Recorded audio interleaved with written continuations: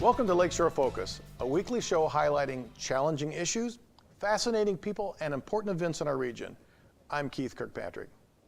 Well, it's time to focus on a challenging issue, and nothing is more controversial than the proposed Illiana Expressway stretching from I-65 in Indiana into Illinois and connecting to I-55. The final vote to approve a plan for moving forward or not will take place next week here in Northwest Indiana. To help us understand the pros and cons of this debate are Don Parker, who is chair for the South Shore Trails, and Geof Benson, who is a NERPC commissioner. And I guess I should say that that's the Western Indiana Regional Planning Commission. Yes. Right, Geof? That's right. Oh, okay. Ty Warner corrects me on that each time. It's Western, Northwestern. And I'm like, I thought that's the university. Right, I thought it was Northwest. See, and look how long you've been involved in this too. Yeah. Well, we've got a hot topic for you too, right? Sure. So, and I mentioned in the beginning there's a pretty significant vote next week. That's with the commissioners, right? So what is happening here next week?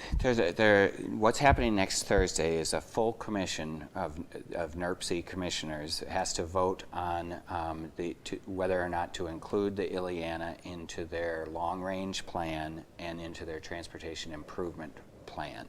And that has to be done by federal requirement in order to access transportation funds, correct? Correct. And I like to describe it as a three-legged stool. There's the federal money that goes to the state Department of Transportation, but in order to spend it, it has to be in a plan from a metropolitan planning organization like NERPC.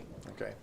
And just again to get perspective, there's been other bodies in Illinois who've been voting on this also from kind of their side, correct? Yes, correct. And this it's a complicated issue because it's a bi-state process. So 2 governors, 2 state Department of Transportations, and 2 metropolitan planning organizations. Chicago's is CMAP, Chicago Metropolitan Area Planning.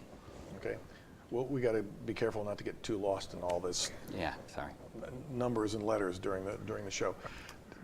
Don, you've been involved with this since the planning began for the 2040. Yes. I mean, you were involved for 3 years in helping put that plan together. Is that true? Yes. Not only are there communities and their representatives involved in the planning process, but also interested community organizations and stakeholders, is the phrase, such as groups like the Sierra Club and business organizations. And our group represents or promotes non-motorized transportation and what's called connectivity, which is another way of saying to give as many possible transportation options to as many possible people. Okay. And so that's why we were involved in the process as well. And I should say that in a more transparent way. You and I were both involved in that for 3 Yes. years, and actually you were involved in this. So all 3 of us were involved in that 3+ year process to get a plan done, which was approved about a year ago, right? Mm-hmm. So why all of a sudden, what happened that this was not in the plan? The Illiana was only in it as an illustrative project. It couldn't be included in the plan because it didn't have the funding. And to be in there, it has to have a mechanism of being paid for and a few other hoops to get over. So that wasn't done at the time, but since then, in the past year and a half, the Illiana has become a more solid project or has moved forward. And this is meant to be a tollway that's going to run all the way from over at Indiana 65 into Illinois at 55. Is this the way it is? Okay. And is this all going to be built is it proposed to be built at once? More or less, yes. I mean, the whole thing is to be done from I-55 over by Joliet, which is where a major intermodal site is supposed to be located, to I-65 for the purposes of traffic relief along I-80-94. Okay. And this is not like a $99 project. This is like how much? Somewhere around $1.5 billion, 1.2 to 1.5. That's like billion. Lots of zeros, right? Lots of zeros. Lots of zeros. All right. So what we wanted to kind of do on the show was talk about, because there's just been a tremendous amount of positions in terms of in opposition and in favor of this thing. And I've kind of asked you both have being very active participants, probably have heard just a little bit of everything on both sides of it. Correct? Yeah, oh yeah. All right. So what do you each see as kind of, let's just start with what are the biggest issues about the opposition to it? I mean, what do you hear is the biggest, like, we shouldn't do this because? Well, in addition to, a certain group of people that would just rather not see a major highway come through their neighborhood, from our point of view, and I think from the point of view of many of the stakeholder groups, like, again, Sierra Club involved in the process, we look at the 2040 plan as it was passed last year. And there are elements to the 2040 plan, such as keeping what's called sprawl down. And sprawl is when you just take yet another field and build a subdivision there, yet another farmer's field and build a subdivision there, instead of doing things like looking around in cities and towns that already exist to see if there's space that you can build new housing, new businesses in. And that, so the most of the groups that have been opposed to this straight along, the issues are about how the highway seems to be in conflict with elements of the comprehensive regional plan that have to, maybe this is a good point to talk a little bit about the plan itself, because it's not just a road plan. When this plan was developed, as you know, the charge that the NERPC Commission gave was to develop a plan that had elements of things like where a city could see housing going, where a city could see economic development in general going, making sure that issues of what are called economic justice and environmental justice were addressed, where groups, especially low income and less privileged groups that might be living in marginal areas, don't have growth take place away from where they are. That plan was pretty complex. It's a very complex plan. I know it was very complex, and I think a lot of us embrace the concept on all sides for a lot of reasons that we should go back to this. We need to kind of infill some of our urban areas and not continue just to kind of sprawl out. So the two issues you brought up are, one is people just say, wait a second, if you build a highway through here, you're going to take out all this farmland and all this green space, and it's going to go through my backyard and all that kind of, so I'm against it, or it's not a good idea. And the other piece is, if we build this down in that area, it's going to promote growth around it. Is that how you see the opposition piece to it? That's part of the opposition to it. Talking on the other side, though, just for a little bit of a balance, is what are the reasons that are driving it? And I wanted to get to that. So. Okay. Well, that's okay. Go ahead. Because it is complicated, and they're all intermeshed. So some of the reasons for doing it is to relieve congestion off of US 30, 8094. It's as wide as it can be. The Borman can't be widened anymore, and they're predicting that there will be more truck traffic and it will be more congestion, and so this is a east-west interstate, if you will, connecting those three other interstates south of there as another option. Which is interesting, because we want to take the urban core and say make it more livable, and we're saying make it more livable by not having as much truck traffic and congestion through it makes it more livable, which is a support of saying this alternate route would be helpful in some ways to that area, correct? Mm-hmm. And that's one of the arguments for, is that we're going to remove some of the truck traffic from going through your towns and on your interstate and move it down here. So that's one of the because there's a great deal of truck traffic that's going by the Chicago area that has to go essentially through the choke point of I-80 along the southern end of Lake Michigan. There's no other place to go east-west. And so the thinking was for through traffic, and that's also part of why the road is envisioned as a toll road with very limited access, is that so it would hopefully serve that through traffic as it's moving around Chicago. Which is interesting. This whole thing of truck traffic is kind of fascinating. I was having a conversation with somebody recently, and we have family in Illinois and St. Louis, so we're always going down through that Route 10 and Route 17 corridor. I'm like, man, the amount of trucks down there, and those roads are horrible. Again, a pro for it is, for those people, is I can't imagine living in that rural area and liking all those trucks running through there. So to put them on an expressway could be seen. Are there any other rural people down there who are like, thinks that's a good idea if you put this expressway down so we can get these trucks off of our rural I roads? think there's some that express some of that to me. There's that if you're driving along Highway 10, you see all these white crosses, and it's, accidents and people dying on the small rural roads with these big trucks. And I usually am on 17 or 24 or 14 down by the dairy. There's all of these smaller roads that are going east and west are truck traffic now, and so part of the thought is to get that to be on an interstate. Now, so we've kind of got a transportation issue, we've got an economic development issue, and we've got an environmental issue. Now, I know there's some environmental comments made about this is going to disturb the landscape and it's going to create pollution, and so what's that about? NERPC, the planning agency's staff, was also charged to do an analysis of the Ileana plan, and they did 65 different issues addressed as part of the expressway plan. Holy cow, 65. Exactly, and environmental issues in general, and as well as, which is different than environmental justice. So environmental quality is how much, for example, green space and farmland is eaten up by the road. Environmental justice is whether you have a bunch of poor people that are living with a brand new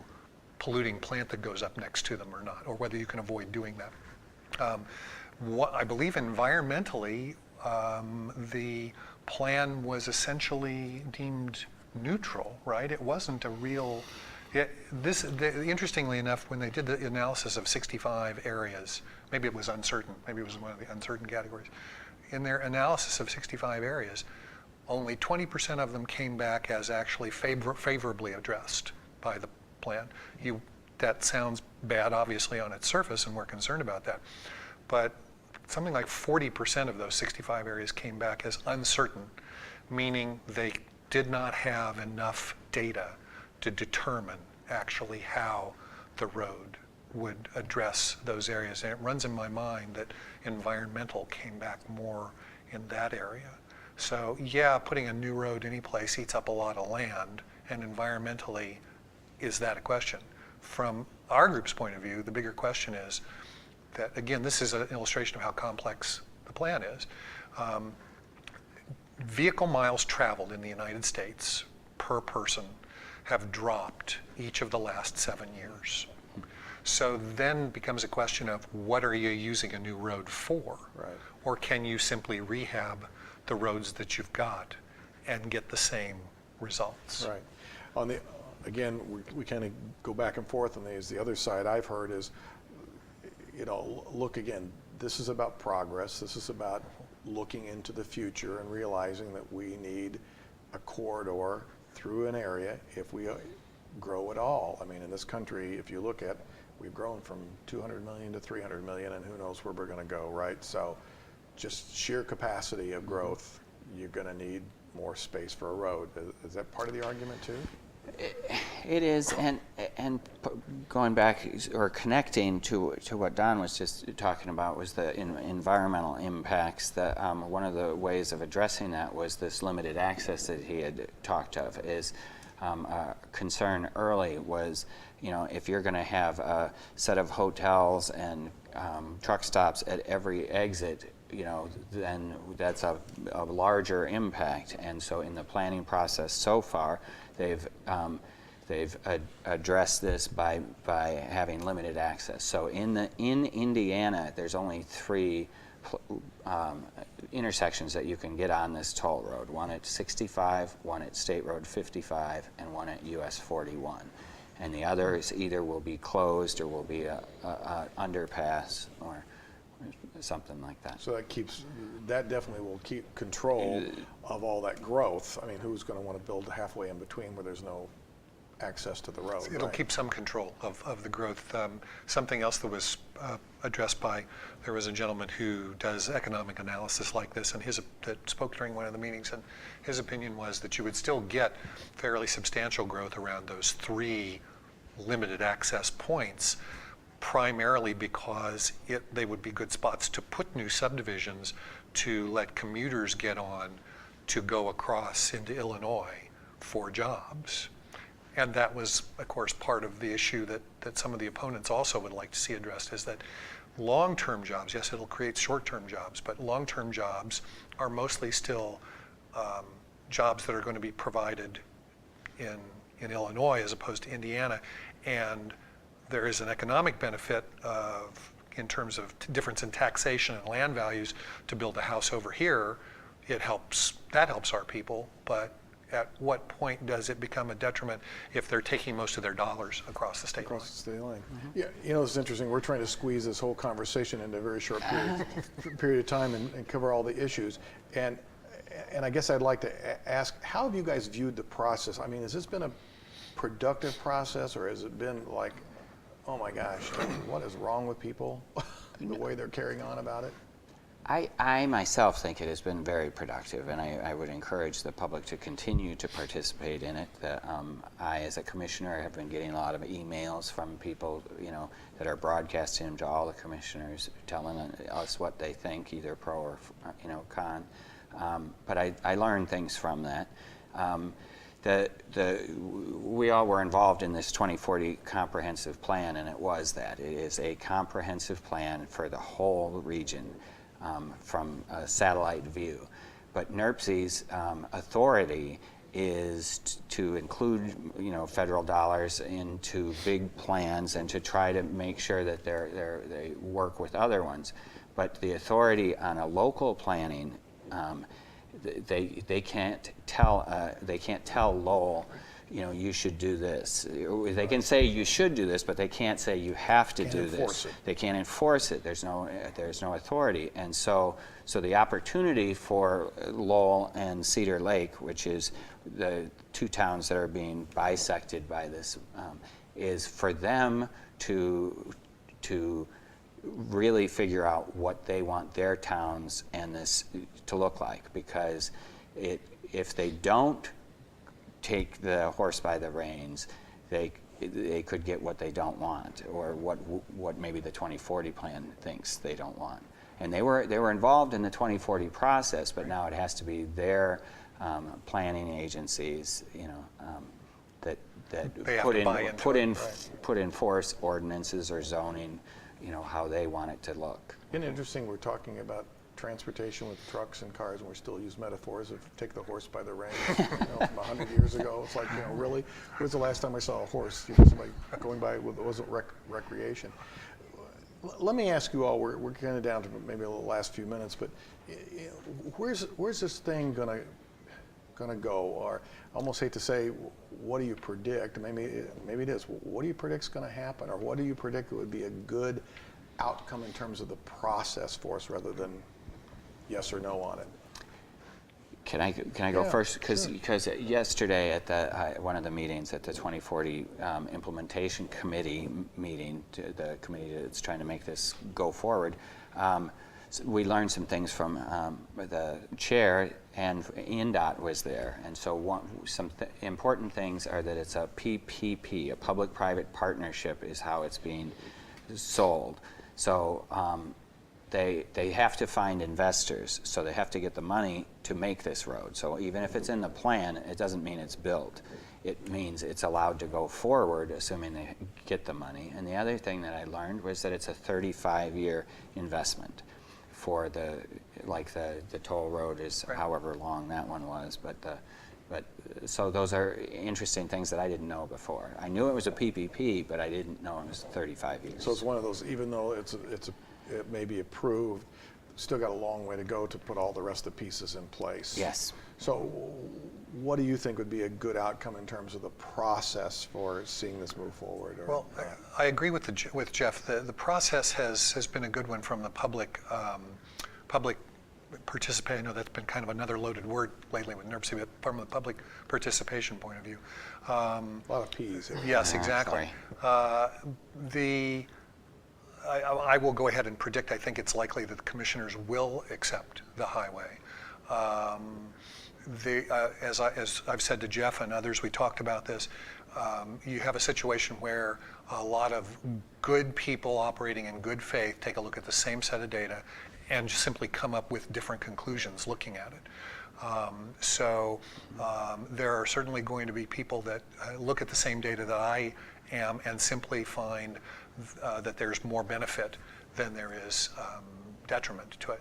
My concern and my hope is that the NERPC staff report listed about 9 things that they basically said, if this road goes forward, then these are the things that we are going to need to address to make sure that it actually does line up as much as possible. Is there a way for the public to find out what those 9 things are easily? I would think so. It wasn't talked about in the meeting, but I think NERPC is putting all of this stuff on their website. So There's a special spot on their website that's for the Ileana, and in the last 2 pages of the NERPC white paper. So if people go onto the website, they can look at some of the stuff, and they can also give some feedback to this, right? Right. But they need to mostly weigh into their own elected officials right now. Yes. Okay. Yeah. I deeply appreciate how much time you both have put in on this and the leadership you've provided to help guide our communities through this tough but very important decision. So, and thanks for coming and sharing these thoughts today. Thank you. Appreciate Thanks it. for having us. Thanks.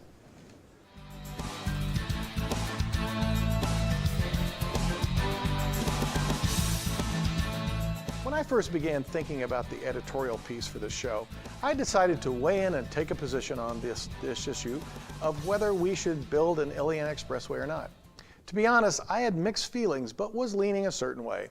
Instead, I made a decision to challenge each of you, the viewers, to make your position known to the decision makers who will tackle this issue next week.